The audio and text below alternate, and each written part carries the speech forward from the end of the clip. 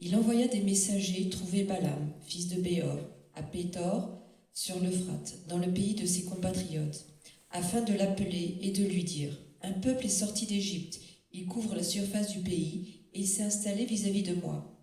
Viens donc maudire ce peuple pour moi, car il est plus puissant que moi. Peut-être ainsi pourrais-je le battre et le chasser du pays, car, je le sais, celui que tu bénis est béni, et celui que tu maudis est maudit. Les anciens de Moab et ceux de Madian partirent avec des cadeaux pour le devin. Ils arrivèrent chez Balaam et lui rapportèrent les paroles de Balak. Balaam leur dit : passez la nuit ici, et je vous donnerai réponse d'après ce que l'Éternel me dira. Les chefs de Moab restèrent donc chez Balaam. Dieu vint trouver Balaam et dit : qui sont ces hommes que tu as chez toi ? Balaam répondit à Dieu : Balak, fils de Tsippor, le roi de Moab, les a envoyés me dire : un peuple est sorti d'Égypte, il couvre la surface du pays, viens donc le maudire, peut-être ainsi pourrais-je le combattre et le chasser. Dieu dit à Balaam : tu ne les accompagneras pas, tu ne maudiras pas ce peuple, car il est béni. Balaam se leva et le lendemain matin dit au chef de Balak : partez dans votre pays, car l'Éternel refuse de me laisser vous accompagner. Les chefs moabites se levèrent, retournèrent auprès de Balak et dirent : Balaam a refusé de venir avec nous. Balak envoya de nouveau des chefs, ils étaient plus nombreux, plus considérés que les précédents. Arrivé chez Balaam, ils lui annoncèrent : voici ce que dit Balak, fils de Tsippor. Ne te laisse donc pas empêcher de venir vers moi, car je te rendrai beaucoup d'honneur et je te ferai tout ce que tu me diras. Viens donc maudire ce peuple pour moi. Balaam répondit aux serviteurs de Balak : même si Balak me donnait sa maison pleine d'argent, d'or, je ne pourrais absolument rien faire qui enfreigne l'ordre de l'Éternel mon Dieu. Mais maintenant, reste donc ici cette nuit, et je saurai ce que l'Éternel me dira encore. Dieu vint trouver Balaam pendant la nuit et lui dit : puisque ces hommes sont venus pour t'appeler, lève-toi, accompagne-les, mais tu feras ce que je te dirai. Balaam se leva le lendemain matin, sella son âne et partit avec les chefs moabites. La colère de Dieu s'enflamma parce qu'il était parti. Alors l'ange de l'Éternel se plaça sur le chemin pour lui résister. Balaam était monté sur son ânesse et ses deux serviteurs étaient avec lui. Oui, c'est une histoire passionnante. On a envie de continuer la lecture, mais donc nous faisons une parenthèse dans la série d'enseignements que nous étions en train de faire, ces enseignements sur notre héritage en Mashiach Yoshua, notre part d'héritage. Donc, nous faisons une parenthèse sur un enseignement à cause des circonstances qui nous y obligent, et l'Esprit veut que nous soyons tous édifiés par ces enseignements. Et donc nous avons ici l'histoire célèbre de Balaam. Alors Balaam, selon les Écritures qui viennent d'être lues, Balaam vivait très loin. Le verset 5 nous dit que Balak, roi de Moab, donc envoya des messagers, c'est-à-dire des ambassadeurs. Il envoya des ambassadeurs auprès de Balaam. Balaam vivait super loin dans le pays d'origine d'Abraham, et où vivait Laban. Laban, le frère de Rebecca. Alors, Balak, nous voyons dans ces passages que Balak lui transmet un message. Ce message disait : voici un peuple est sorti d'Égypte. Comme si Balaam n'était pas au courant que Israël avait été délivré de la main des Égyptiens, si il était informé de la situation. Voici, il couvre, dans ma version, l'œil de la terre, ou la surface de la terre, et il habite vis-à-vis de moi. En fait, Balak avait peur. Et dans sa crainte, il va solliciter un homme qui était célèbre en son temps. Célèbre, nous allons le voir, et Balak voudrait en faire son ami. Et dans ce qu'il dit, voici un peuple sorti d'Égypte, voici, il couvre la surface de la terre, et il habite vis-à-vis de moi. Viens maintenant, s'il te plaît, maudis ce peuple pour moi, car il est plus puissant que moi. Peut-être ainsi pourrais-je le battre et le chasser de la terre, car je le sais, celui que tu bénis est béni, celui que tu maudis est maudit. Balak voulait en faire son ami, il s'est plaint auprès de lui. Quand on se plaint auprès d'un confident, eh bien parce que, dit-il, il courait un danger. Donc il fait part de ses craintes. Il se plaint auprès de Balaam.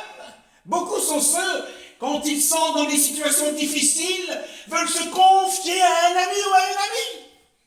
Ainsi Balak fit de Balaam un ami, se plaignant auprès de lui à cause de la démographie de cette nation Israël. Et ils étaient nombreux, comme le sable qui est au bord de la mer. Et qui plus est, ils avaient placé leur campement non loin de Moab, près de chez lui. Alors ils craignaient que Israël s'en prenne à son territoire.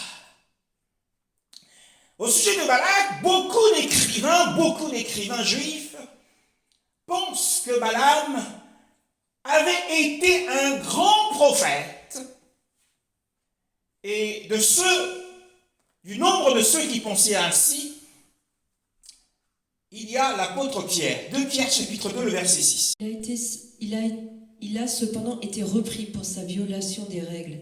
Une ânesse muette a fait entendre une voix humaine et s'est opposée à la folie du prophète. Oui, la folie du prophète. De quel prophète parle-t-on? Le verset 15 nous le dit, après avoir abandonné la voie droite, ils se sont égarés en suivant la voie de Balaam, fils de Béor, qui a aimé le salaire de l'injustice, mais il a reçu une réprimande pour sa transgression. Et l'apôtre Pierre l'appelle prophète. Donc, pour beaucoup de juifs, et beaucoup d'érudits juifs, de rabbins juifs, eh bien, Balaam était un prophète. Il avait été un prophète. Pourquoi? Eh bien, par l'accomplissement de ses prédictions. Et parce qu'il avait cette capacité surnaturelle de prédire et de voir les choses à venir, il avait également la grâce d'obtenir les exaucements à ses prières. Par les réponses qu'il obtenait à ses prières, eh bien, cet homme devait être un homme célèbre. Il fut considéré à juste titre comme un homme qui avait un grand intérêt pour le Seigneur. Un grand intérêt pour Elohim. C'est une bénédiction dans une famille, dans une commune, dans une région, dans un pays, d'avoir un homme de Dieu qui obtient toujours des réponses à ses prières. Waouh, ce serait vraiment l'idéal. Mais qu'en fait, nous disions qu'il avait été un grand prophète. Alors, lorsqu'il est arrivé au sommet de la gloire, au sommet de sa célébrité, il devint orgueilleux et cupide. Et à cause de son orgueil et de sa cupidité, Yahweh s'était détourné de lui. Yahweh l'avait abandonné. Et comme il aimait la gloire, il aimait les honneurs, il aimait la célébrité, il ne pouvait accepter de perdre cette réputation. Alors, pour soutenir sa réputation déclinante, qui s'éclipsait, qui régressait, eh bien, il a eu recours, il s'est livré à des artifices diaboliques. C'est pourquoi, dans Josué, nous lisons Josué 13, au verset 22, ces paroles. Parmi ceux que les Israélites tuèrent alors par l'épée figurait le devin Balaam, fils de Béor. Oui, donc nous voyons qu'il s'était, lorsque Yahweh l'abandonna, il se livra à des artifices diaboliques, c'est-à-dire qu'il était en communion avec des esprits familiers, et avec des démons, au point qu'il devint finalement un devin. Voilà. Et donc Josué le qualifie expressement de devin. Et donc, dans l'histoire qui nous concerne, donc nous sommes en train de découvrir les vérités cachées. Eh bien, c'était au temps de Moshé. Josué n'avait pas encore le commandement d'Israël.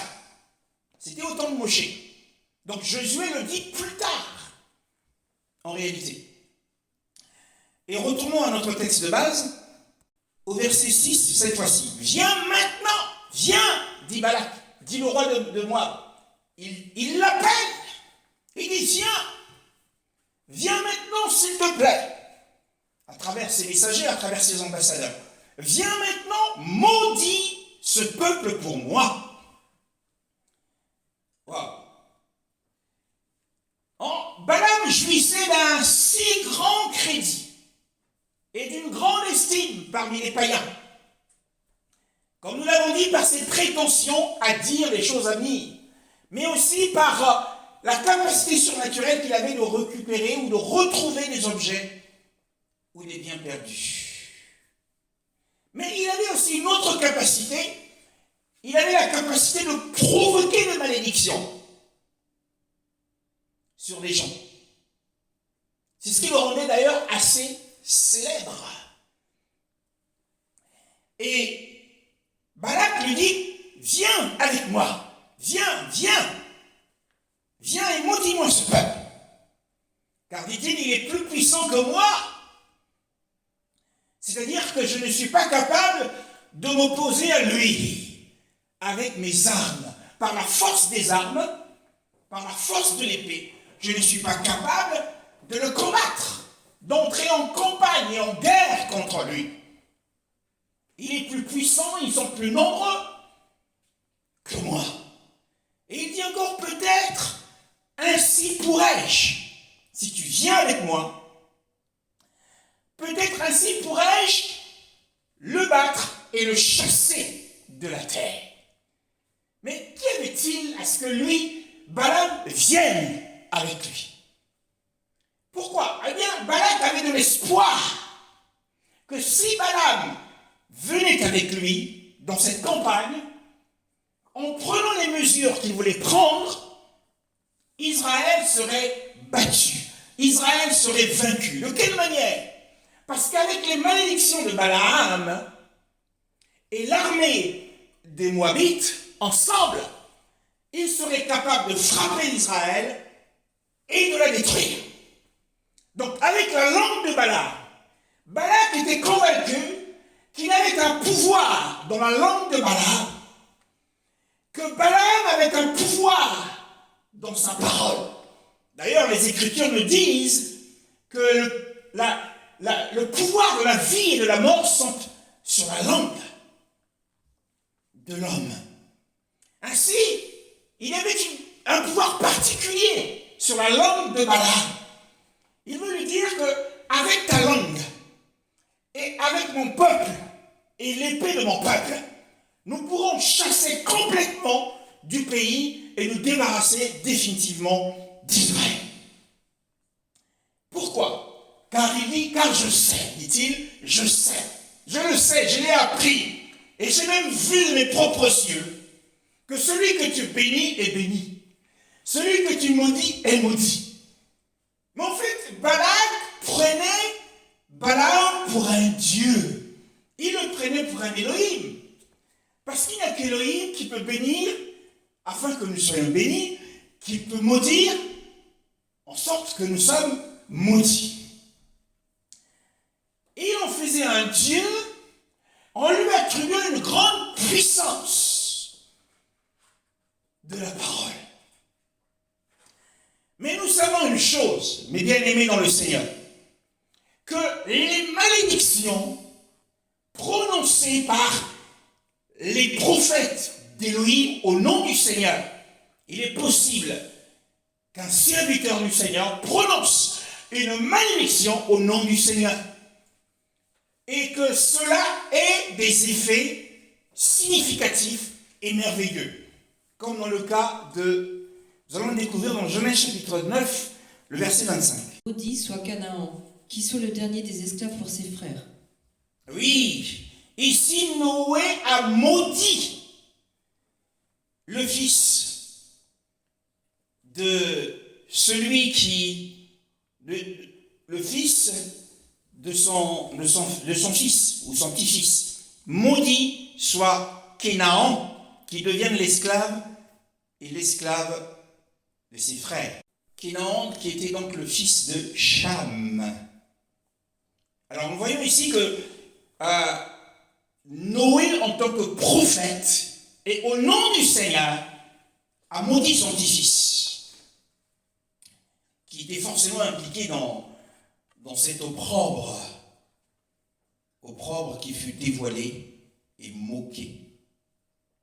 Et il y a un autre prophète qui avait maudit également, au nom du Seigneur, quelques autres personnes. Nous le voyons dans 2 Rois chapitre 2, le verset 24. Il se retourna pour les regarder et les maudit au nom de l'Éternel. Alors 2 ours sortirent de la forêt et elles déchirèrent 42 de ses jeunes. On parle ici d'Élisée. Parce que ces jeunes gens, eh bien, se moquèrent de lui. Monte chauve. Parce qu'il était chauve, ils se moquèrent de lui. Il se tourna en arrière et les ayant regardés, il les maudit au nom de Yahweh. Et cette malédiction eut un effet terrible. Eh bien, des ours sortirent et chargèrent. Ils sortirent de la forêt pour charger et déchiqueter ces jeunes gens, qui étaient au nombre de 42. Ce fut un massacre, un désastre, un carnage. Alors, nous voyons que, eh bien, au nom du Seigneur, les prophètes, ici dans le cas d'Élisée, comme Noé, considéré comme un prophète, ces malédictions ont eu des effets significatifs. Mais la malédiction gratuite ne viendra jamais. Proverbe 26, verset 2. Que l'oiseau s'échappe, que l'hirondelle s'envole, de même, maudire sans raison n'a pas d'effet. Oui, maudire sans raison, sans cause, une malédiction gratuite ne viendra pas, n'aura pas d'effet. S'il n'y a aucune porte ouverte, si rien n'a été fait en contrepartie, si notre adversaire supposé ne nous a absolument rien fait, eh bien, quoi que nous ayons dit, quoi que nous ayons prononcé, quelques artifices que nous ayons faits, quelques cérémonies et rites spirituels dans le monde des ténèbres pendant la nuit que nous ayons fait, eh bien, tout cela n'aboutira à rien. Il n'y aura pas d'effet. Nous voyons également dans 1 Samuel chapitre 17, le verset 43, une malédiction gratuite. David, suis un chien pour que tu viennes à moi avec des bâtons, après l'avoir maudit par ses dieux. Vas-y. Oui.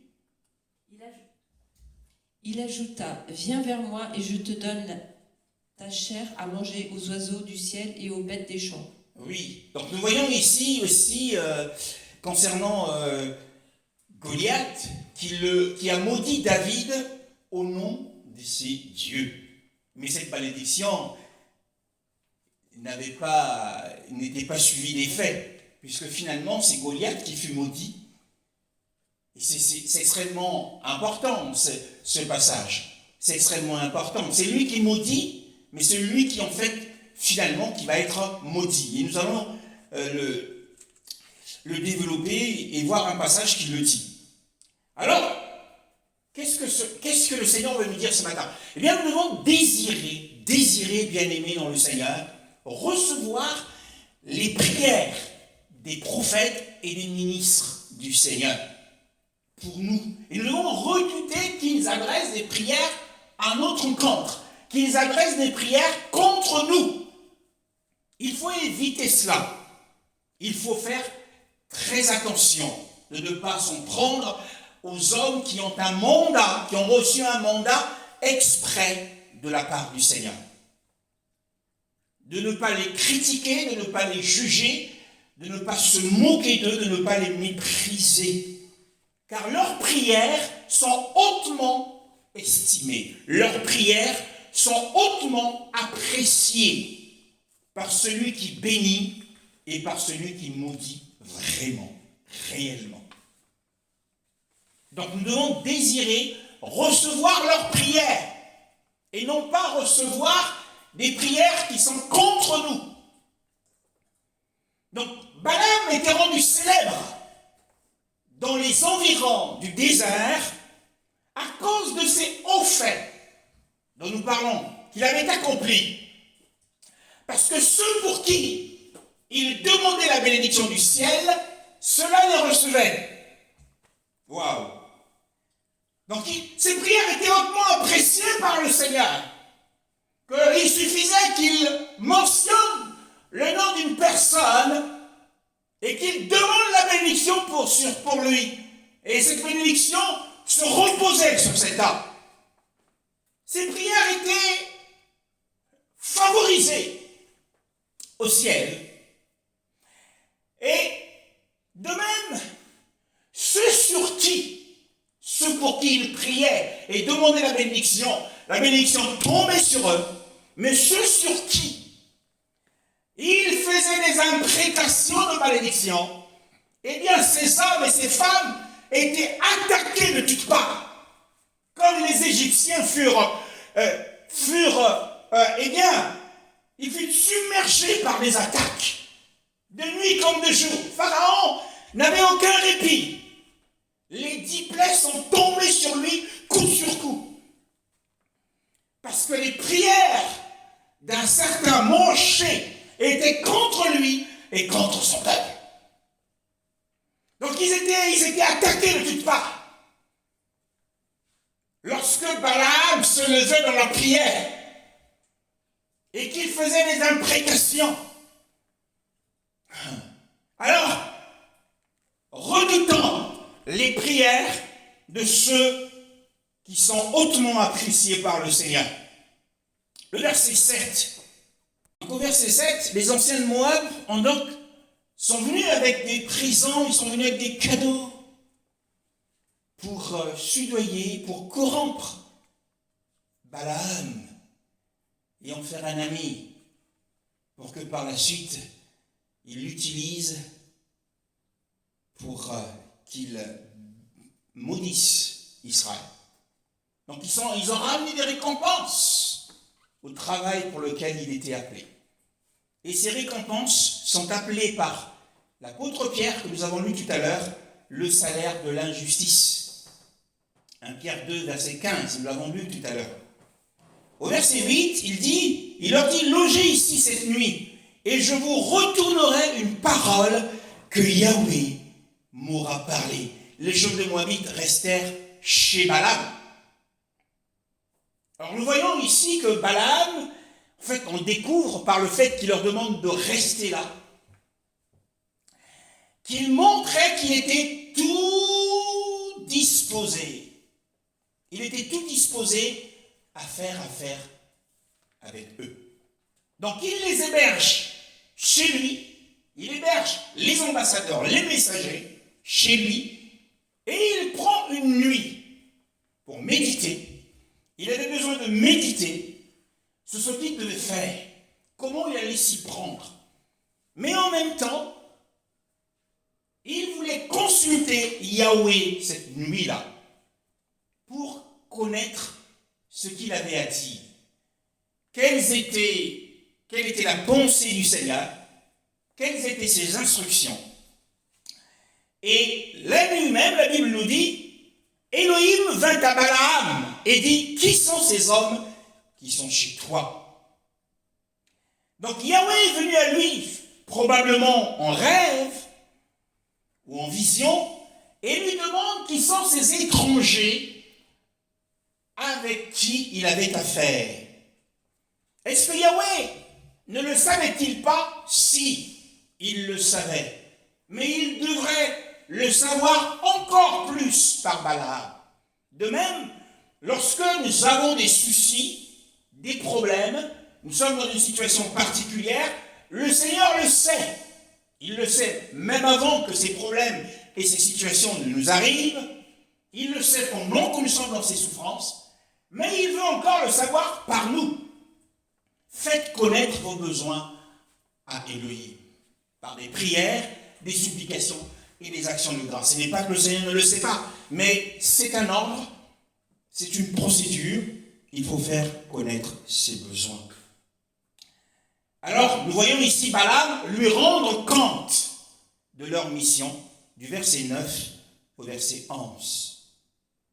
De rendre compte de la mission de ces messagers. Au verset 12, la Bible nous dit, Elohim dit à Balaam, tu n'iras pas avec eux. Premier point, tu ne maudiras pas ce peuple. Deuxième point, car il est béni. Troisième point. Au premier point, Dieu lui dit, tu n'iras pas avec eux. Au verset 6, Balak dit à Balaam, viens avec moi, s'il te plaît. Et au verset 12, Yahweh dit, tu n'iras pas avec eux. Waouh. Donc, la première demande de Balak a obtenu un refus du Seigneur. Balak dit, viens maintenant, et Yahweh dit, tu n'iras pas avec lui. Elohim lui ordonne, il ordonne à Balak de ne pas les accompagner. Ah, surtout pas. Ne les accompagne pas. Ne les accompagne pas et ne tente pas de maudire ce peuple. Tu ne maudiras pas ce peuple. C'était la principale chose que Balaam désirait, que Balak désirait, que les messagers désiraient également. Dieu lui dit premièrement, tu n'iras pas avec eux. Deuxièmement, tu ne maudiras pas ce peuple.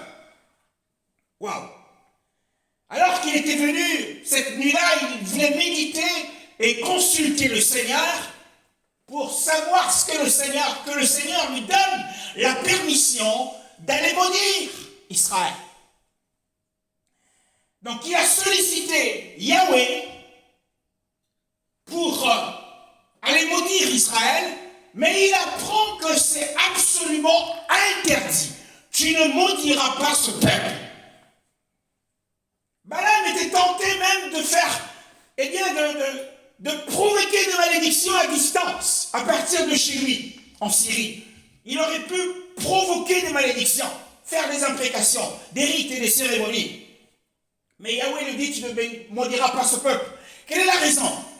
La raison, c'est que ce peuple, dit la parole, eh bien, car il est béni. Il est béni par qui? Eh bien, il est béni par le Seigneur lui-même. Et cette bénédiction est irrévocable. Cette bénédiction ne peut être annulée. Alors, par conséquent, il est vain. C'est en vain de tenter de le maudire. Et il est même dangereux de tenter de le maudire. Eh bien, pourquoi? C'est ce que nous avons dit tout à l'heure. Qu'est-ce qu'il le dit? Eh bien, c'est Genèse chapitre 12, le verset 3. Qui te béniront, et je maudirai ceux que tu maudiront. Et toutes les familles de la terre seront bénies en toi. Oui, je bénirai ceux qui te béniront, et je maudirai ceux qui te maudiront. Ainsi, Goliath, en face de David, il le maudit par ses dieux. Et finalement, c'est lui, Goliath, qui fut maudit, puisqu'il meurt, tombant sur sa face, tout le long, comme un sac de patates.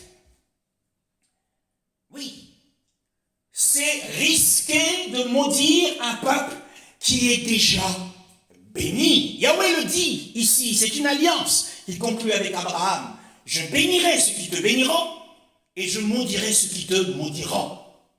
Nous devons bénir Israël, nous ne devons pas maudire Israël, quel que soit ce que fait Israël. Nous devons le bénir, nous devons bénir cette nation, Israël.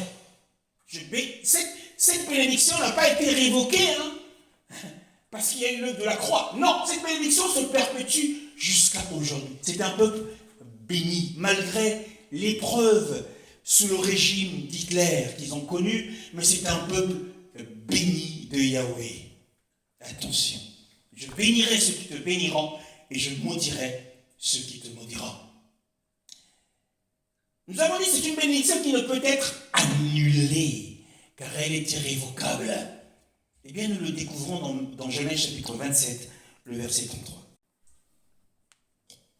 Isaac fut saisi d'une violente émotion et dit : « Qui est donc celui qui a chassé du gibier et me l'a apporté ? J'ai mangé de tout avant que tu viennes et je l'ai béni. » Et effectivement, il sera béni. Lorsque Isaü entendit les paroles de son père, il poussa de grands cris, plein d'amertume, et il dit à son père : « Bénis-moi aussi, mon père. » Isaac dit : « Ton frère est venu avec ruse et a pris la bénédiction. » Ésaü dit : « Est-ce parce qu'on l'a appelé Jacob qu'il m'a supplanté 2 fois ? Il a pris mon droit d'aînesse et voici maintenant il a pris ma bénédiction. » Il ajouta : « N'as-tu pas de bénédiction réserve pour moi ?» Isaac répondit à Ésaü : « Je l'ai désigné comme ton maître et je lui ai donné tous ses frères pour ses serviteurs. Je l'ai pourvu en blé et en vin. Que puis-je donc faire pour toi, mon fils ?» Ésaü dit à son père : « N'as-tu pas cette seule bénédiction, mon père ? Bénis-moi aussi, mon père. » Et il se mit à pleurer tout haut. Son père, Isaac, lui répondit : « Ton lieu d'habitation sera privé des richesses de la terre et la rosée du ciel d'en haut. » Tu vivras. Oui, tu iras par ton épée et tu seras servi à ton frère, mais il arrivera que lorsque tu seras devenu errant, tu briseras son joug de dessus ton cou. Donc nous voyons ici que,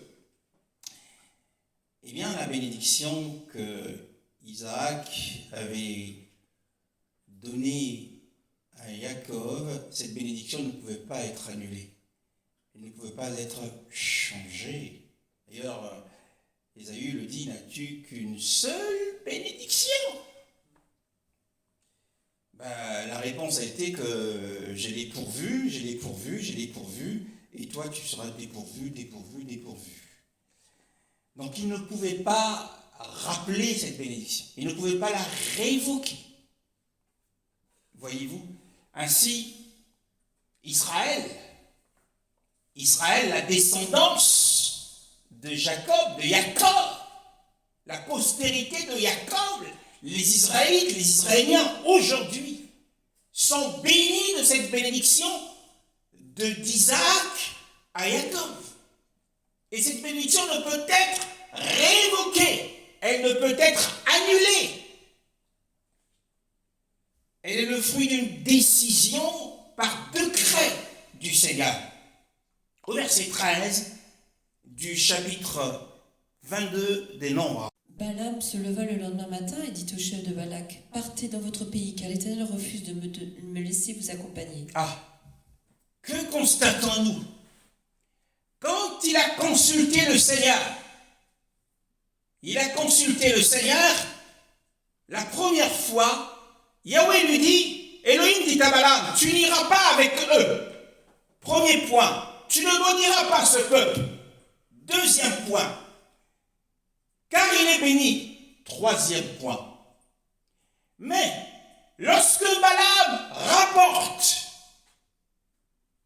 retrouve les ambassadeurs le matin venu, verset 13, Balaam, s'étant levé le matin, dit au chef de Balak, allez vers votre terre, car Yahweh refuse de me donner d'aller avec vous. Balaam ne rapporte qu'une partie de la réponse qu'il a reçue de Yahweh.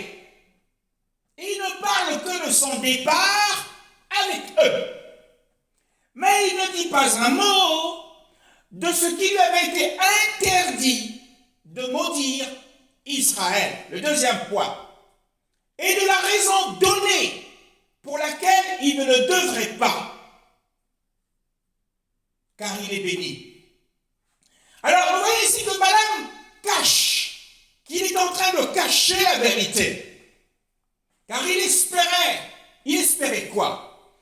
Il espérait faire monter les enchères pour que d'autres messagers viennent et lui apportent des plus grands présents, des plus grands cadeaux. de Balak, des plus grands honneurs dans la cour de Balak. Peut-être espérait-il être Premier ministre dans le pays de Moab. Mais il espérait également avoir de nouvelles supplications auprès de Yahweh. Il se disait sans doute qu'avec le temps, Yahweh pourrait être convaincu pour le laisser aller maudire le peuple d'Israël. Il avait un désir avide de richesse, d'honneur et de promotion. Le verset 18 nous dit, Balaam répondit au serviteur de Balak, quand Balak me donnerait sa maison pleine d'or et d'argent, je ne pourrais passer outre à la bouche de Yahweh, mon Elohim, pour faire une chose petite ou grande. On a l'impression que cela vient de son cœur. C'est pourquoi, bien aimé, ne jugez personne, vous ne laissez pas impressionner par les paroles d'un homme. Ne jugez jamais un homme sur ses paroles. Il faut plutôt consulter le Seigneur pour connaître l'état d'âme de cette personne, connaître ce qu'il y a dans son cœur. Parce que le Seigneur connaît le cœur de chacun. Il sait ce qu'il y a dans l'homme. Lorsque Balaam répondit aux serviteurs de Balak lorsqu'ils sont revenus en force avec des meilleurs présents, quand Balak me donnerait sa maison pleine d'or et d'argent, je ne pourrais passer outre ce qui sort de la bouche de Dieu, c'est-à-dire la parole du Seigneur. Et il dit, de la bouche de Yahweh, mon Elohim, Yahweh, mon Elohim. Nous voyons ici Balaam en train de parler respectueusement d'Elohim, l'appelant par son nom qui est grand et incommunicable, Yahweh. Il le réclame comme étant son Elohim, Yahweh, mon Elohim. Mais le Seigneur connaît ceux qui lui appartiennent. Il parle de sa parole, il dit, je ne pourrais passer outre la parole du Seigneur, l'ordre du Seigneur. Il parle très bien de la parole d'Élohim, à laquelle il nous laisse entendre. Il prétend être celui qui respecte scrupuleusement, strictement la parole du Seigneur, et qu'il ne voulait pas la transgresser le moins du monde. Ainsi, certains chrétiens sont ceux qui, lorsqu'ils se présentent, ils se présentent à vous comme ceux qui sont assis sur la parole. Ils connaissent la parole, ils ne la transgressent pas. Ils respectent scrupuleusement et strictement la parole du Seigneur. Pourtant, le cœur de Balaam était rempli de convoitise. Il avait ardemment le désir d'avoir entre ses mains les avantages que Balak lui proposait. Mais il espérait, c'est le terme de notre enseignement ce matin, il espérait que Yahweh changerait d'avis. Il espérait que Yahweh changerait sa parole. Il espérait que Yahweh lui donnerait la permission d'aller chercher de l'argent. C'est le terme de notre enseignement. Dieu change-t-il d'avis? Dieu change-t-il d'avis au sujet de sa parole? Est-ce que Dieu change d'avis? C'est pourquoi nous découvrons autre chose. Au verset 19 à 20. Au verset 19, il dit maintenant, s'il vous plaît, vous aussi, restez ici cette nuit. Pourtant, il a dit que je ne prendrai jamais de l'argent, je ne prendrai jamais de l'or qui viendrait de Balak. Mais il ne parlait pas avec son cœur. C'était un hypocrite. Maintenant, s'il vous plaît, vous aussi restez ici cette nuit, pour que je sache ce que Yahweh me déclarera encore. Alors que Yahweh lui avait fait comprendre qu'il n'ira pas avec eux, qu'il ne maudira pas ce peuple, car ce peuple est béni. Donc Balaam demande une nouvelle audience auprès du Seigneur. On le va prier pendant la nuit, car il espérait que Yahweh changerait d'avis et lui donnerait donc la permission, comme nous l'avons dit, de partir maudire Israël. C'était une réflexion de la part de Balaam qui était assez ignoble. Comme si le Tout-Puissant, Yahweh, comme s'il pouvait changer d'avis et enfin permettre que soit maudit ce qu'il avait déjà proclamé bienheureux. Israël est un peuple bienheureux.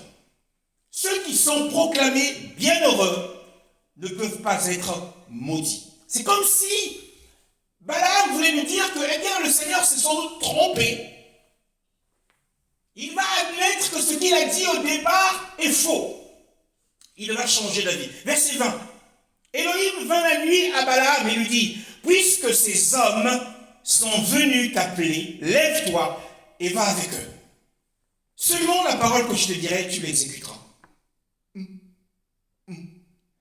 On peut se demander, mais Seigneur, tout à l'heure ou l'autre soir, tu as dit, tu n'iras pas avec eux. Ne maudis pas ce peuple, car il est béni. Et au verset 20, tu dis, puisque ces hommes sont venus t'appeler, lève-toi et va avec eux. La question est, Dieu change-t-il d'avis au sujet de sa parole? Dieu a-t-il deux paroles? Il a dit une chose, et au bout de 10 ans, il dit autre chose. Dieu change-t-il d'avis? C'est une question importante pour instruire les saints aujourd'hui. Alors, comment comprendrons-nous cela? Et comment comprenons-nous ça? Élohim vint à lui probablement sous l'emprise de la colère. Et lui dit qu'il pouvait y aller puisqu'il le voulait, puisqu'il le désirait. Il peut accompagner ce messager puisqu'il le désirait. En réalité, le Seigneur l'avait livré à ses propres convoitises. Si le Seigneur peut-il changer d'avis au sujet de sa parole? C'est non. La réponse est non. Parce que sa parole, ses desseins, ses promesses sont immuables et ne changent pas. Elles s'accompliront sûrement. Sa parole est certaine. Mais il existe dans le fonctionnement du gouvernement céleste deux types de volontés. Il y a la volonté parfaite, qui est bonne, agréable, et il y a la volonté permissive. Et ici, le Seigneur a changé la vie au sujet des circonstances. Puisque ces hommes insistent, puisqu'ils insistent, tu iras avec eux s'ils viennent t'appeler. Il fut mis à l'épreuve, il n'a pas attendu d'être appelé, on le voit dès le matin se lever et partir. Alors la colère de Yahweh s'enflamma.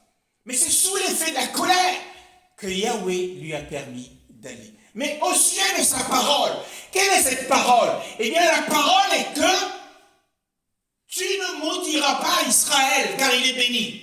Et lorsque nous lisons toute l'histoire, Balaam n'a pas maudit Israël. Il n'a pas réussi à maudire, parce que la parole, elle est irrévocable. Alors c'est pourquoi beaucoup ne comprennent pas que Yahweh est le maître des temps, il change les temps et les circonstances. Il change les saisons. Il est le maître de la providence.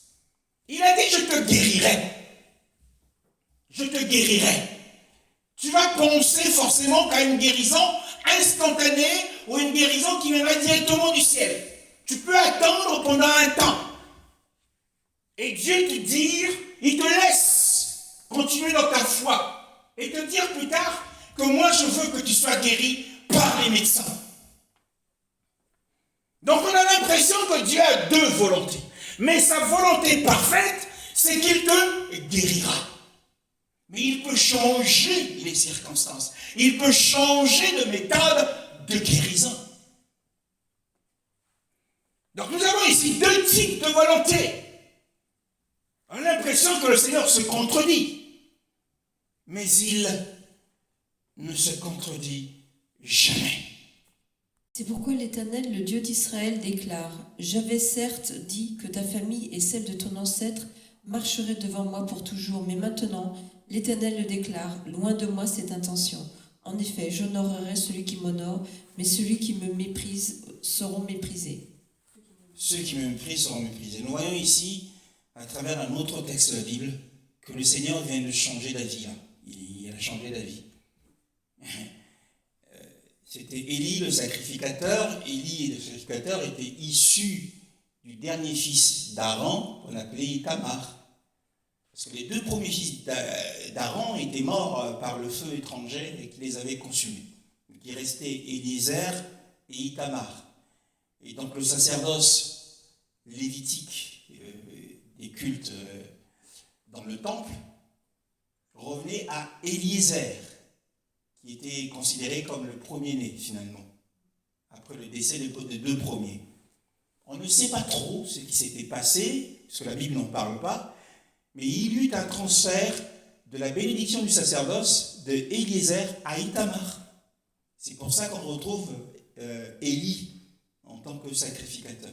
Mais Élie, à cause du comportement de ses enfants et de son attitude laxiste face au péché de ses enfants, le Seigneur vient ici pour annuler la mission.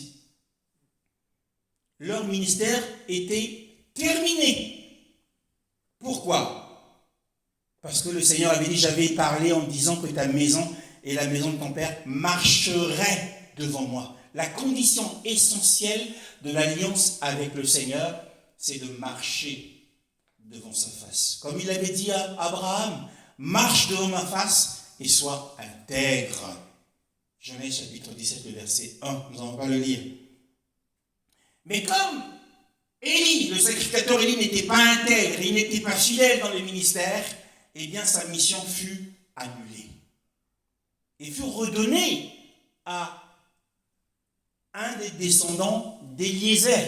Donc il est parti d'Éliézer à Itamar, et puisque Itamar n'avait pas été jugé digne, le Seigneur a repris le ministère qu'il avait confié à Itamar pour le redonner à Éliézer.